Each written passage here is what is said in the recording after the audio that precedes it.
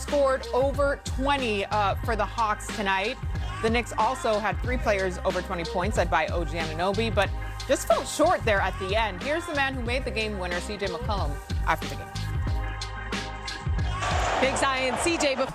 They shored up their team at the trade deadline, and look at the result now. Yeah, you really saw the difference with this Hawks team after that trade deadline and bringing these pieces in. And still, I feel like they had been overlooked for most of that latter part of the regular season, and now really giving a headache here to the Knicks. So how do the Knicks turn this around for Game 4? Well, for me, the thing I understand Cat had a big game, 21 points off of 12 field goals, but if you're 7 for 12, it just lets me know you probably should be shooting a little bit more, right? And I understand this is Jalen Brunson's team, but for this series alone, they may have to feature Karl-Anthony Towns a little bit more in the offense in the post area.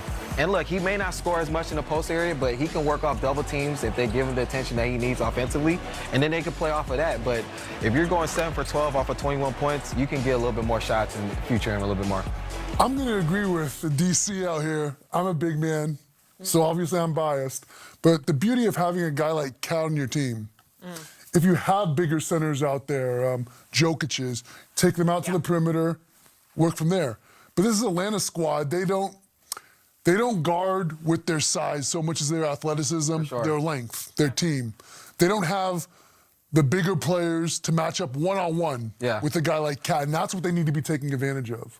I also think the other thing that the Knicks, they had too many turnovers this game, and it was that final play was emblematic of the Knicks' entire night for me.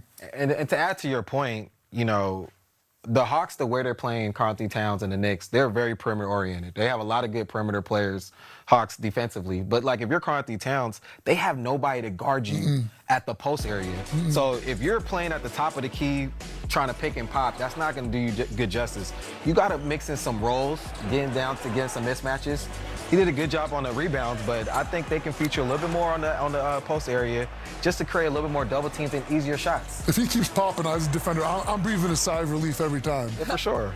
For sure. We do have this final play here that I want to break down with you guys on what you saw. And Robin, you said it was emblematic of what we saw throughout the night here for the Knicks. Even though they made that big push, they came so close. I really thought, oh man, they're going to do this in the final minute of the game. But it's true. It's those minuscule moments, right, that make up a big ground. And that's exactly what DC was talking about. Atlanta has a lot of great perimeter defenders, and we see the Knicks, they would turn the ball over all night. That final play, a sloppy pass, you know, not quite the shot they wanted, emblematic of their whole night.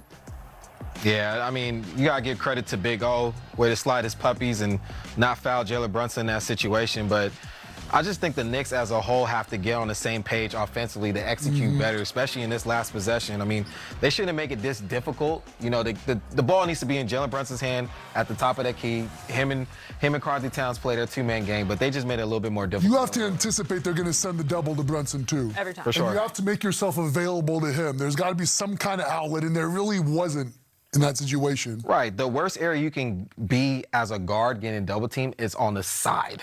Right, and if Jalen Brunson is on the side and they're saying that double team for his size, it's going to be hard for him to pass over the double team. But they made it way more difficult than what it should have been.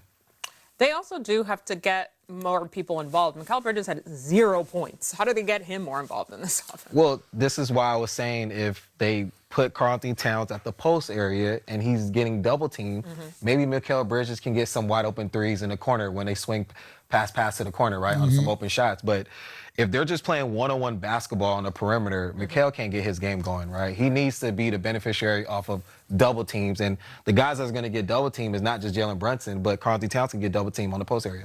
Right now, the Knicks are a little stagnant and they're predictable. The Hawks kind of know what to expect with them, I think. Speaking of the Hawks, I feel like our favorite name to say, Nickeil Alexander-Walker, he came up pretty big, especially in that second half for Atlanta. What he's been able to do for this squad this season in particular has been really impressive to watch, too. Yeah, and I think it's mainly because of his defense, too, right? We talk about how improved he is offensively. Most of us feel like he's the most improved player, you know, in this league, rightfully so. But defensively, he doesn't get a lot of credit that he deserves. He's doing a great job on Jalen Brunson and trying to contain him. Jalen Brunson's still going to get his, but his ability to contain him and still contribute on the offensive end is really what makes this Hawks backcourt really good. Yeah. Okay, we do have Coach Mike Brown down at the podium to talk about a really tough but gritty game here for the Knicks. Let's listen in. Won the ball game, but we definitely had our chances. I like the fight that our guys showed. I like the resiliency that our guys showed. We were down a couple of times by, a big 18, 16 points. And our guys continued to fight to give us a chance down the stretch. So it was a great fight. In the second half, they shook loose a little bit in transition. And on the offensive glass, they had a couple of big offensive rebounds that helped keep the lead or help them, stay right where they need to stay to pull a tight game out. So we have to do a better job in those two areas for 48 minutes and not let up, like we did a little bit in that second half. But, again, very encouraged by our guys' fight. We know we didn't play our best basketball. That's not taking anything away from the Hawks. The game was physical, and, we found a way to match it. And we gave ourselves a chance down the stretch. Like in the first half, first and second quarter, was that some of the sloppiness? Was that your guys, or was it their physical play? Both. Both teams were sloppy. We had 16 turnovers. We had 18 turnovers. They had 16 turnovers, and a game that's that physical, it's bound to happen. And the team that takes care of the ball and doesn't allow the other team to go to the free throw line, while limiting the offensive rebounds, is going to have a chance to win it because you're going to win the possession game. Mike, your last shot, what did you want to see on that possession, and what kind of mucked it up? We actually got a switch that we weren't thinking we'd get in terms of a Kongwu on Jalen, and we cleared the side of the floor for him. And that's what we wanted to do. We wanted to zipper him to the top of the floor and clear that right side of the floor for him, because that's what he's comfortable doing, and tell him to go win it. That's what we were looking for. Mike, using Benjamin Mikal for, I think, all but 4 minutes of the second half, what did you see there, and how concerned are you about him moving forward? I'm not concerned about him. I just, again, the way the game was being played and the different runs that we made and the different combinations that I threw out there, I just went with what I felt the game called for at that time. So I'm not concerned. Mikal's a pro. He's been there. He's been here, played in hundreds of basketball games. So he'll be fine. But this is what the game called for, and this is what I went with. Mike, kind of with that, all during the regular season, you did a good job of kind of pushing buttons and finding the right guy off the bench to come in. In the postseason, specifically the last two games, a couple guys have struggled on the bench. How difficult has that been for you to just, when the team needs a little something, just trying to figure out who to go to as some guys are trying to find their rhythm in this series? Hey, that's what my job is to keep searching, and that's what we had to do tonight.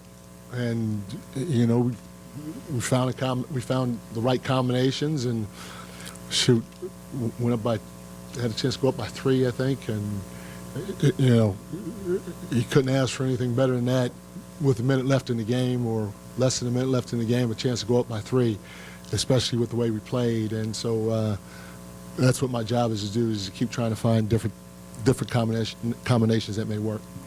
Mike, it seemed like only OG and Deuce were able to really get good looks from 3. Even OG's looks were kind of 9-1-1 shots. What are you seeing with Atlanta's defense about running you off the line or stopping you from getting good looks from there? They're closing out hard, and when they close out hard, we got to drive the basketball. I do think, it's a tough game for the officials to officiate, but I know